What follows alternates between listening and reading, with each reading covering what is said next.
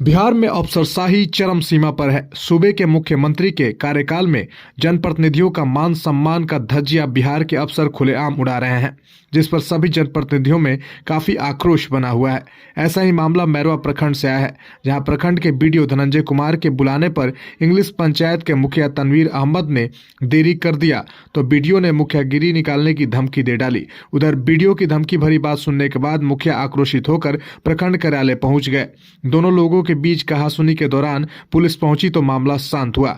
वहीं बीडीओ के तानाशाही के खिलाफ मुखिया संघ में काफी नाराजगी है। मुखिया तनवीर अहमद ने कहा कि बीडीओ का फोन आने पर हम पंचायती में थे, पंचायती के बाद कार्यालय आने की बात कहने पर बीडीओ आग बबूला होकर मुखियागिरी निकालने की धमकी दे दिए और पंचायतों में चल रही योजनाओं का जांच करने का धमकी दिया है। उन्होंने यह भी कहा कि प्रखंड में अफसरशाही चरम पर है, कोई अधिकारी जनप्रतिनिधियों का बात नहीं सुनता है। बीडीओ धनंजय कुमार इस मामले में कुछ भी बताने से इनकार कर दिए हैं।